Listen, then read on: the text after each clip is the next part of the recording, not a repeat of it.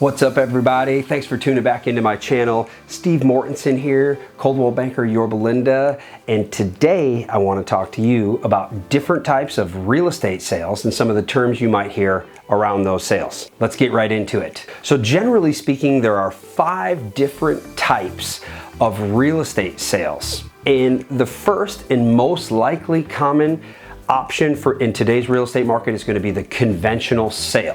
What that means is typically the homeowner that currently owns the property is still alive, they're living in it, and the home is worth more than what they owe to the bank. Meaning that at the end of the day, when the deal's all said and done, after all fees, all commissions, everything gets paid, that the seller of that property is going to get a check back for what we call their equity.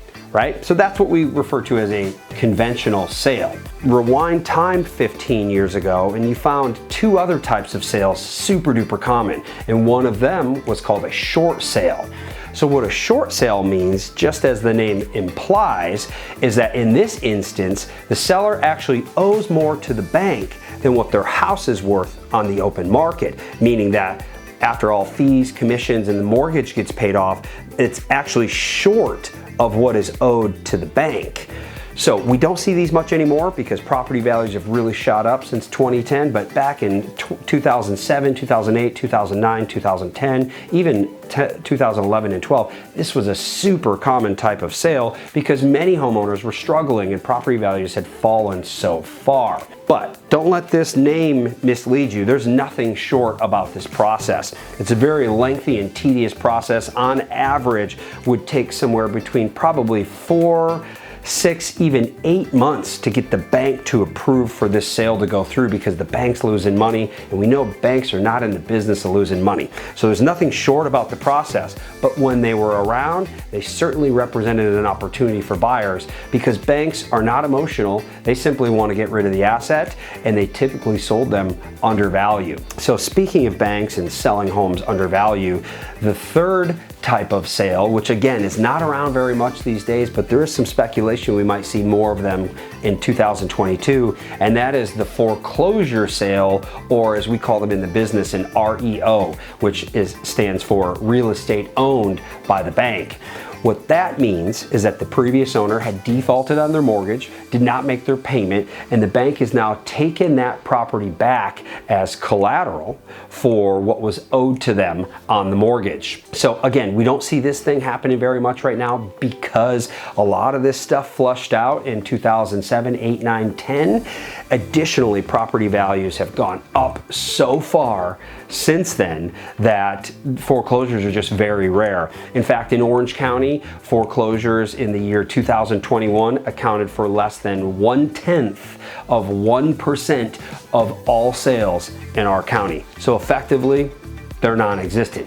But because of the pandemic, because of COVID-19, many borrowers were forced into what's called a forbearance program. Most of them have exited that program now. The economy seems to be humming and people are back on their feet, but there's still a small portion of them that are stuck in that forbearance program, and maybe they lost their job.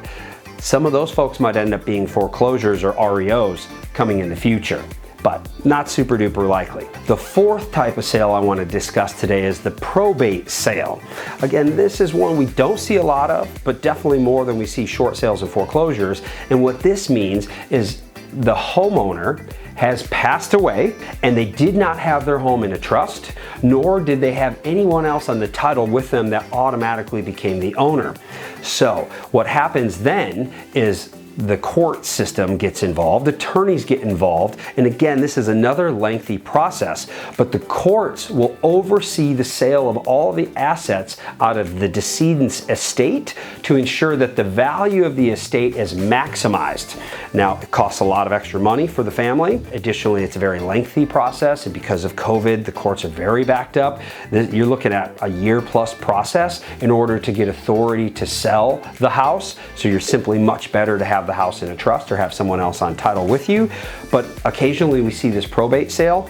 In my experience, most probate sales are typically in need of some significant rehab. They're typically owned by older folks and they haven't seen a rehab in a very long time. It might be a buying opportunity, particularly for first-time home buyers, because that gives you the opportunity to, number one, secure the property at a lower price, and number two, come in and put your own spin on it and make the house what you want it.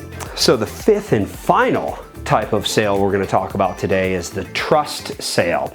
Now, conversely to the probate sale where the owner has died and did not have a trust, this, as the name implies, means typically the owner has passed away, but they had their property titled in their trust.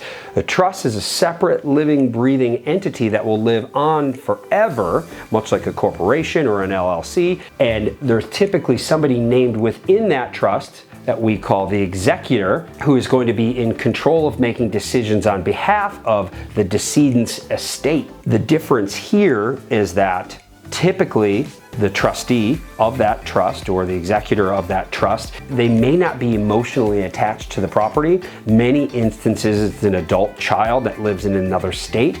They simply want to get rid of the property to get their asset or get their money out of the property. So that's another buying opportunity. Trust sales have some additional legal parameters around them where the trust is not legally required to disclose certain things. So buyer beware on the trust. Make sure you get a good physical home inspection, because obviously the trustee of that trust has not lived in the property, or may have a long time ago, but has not lived in the property recently.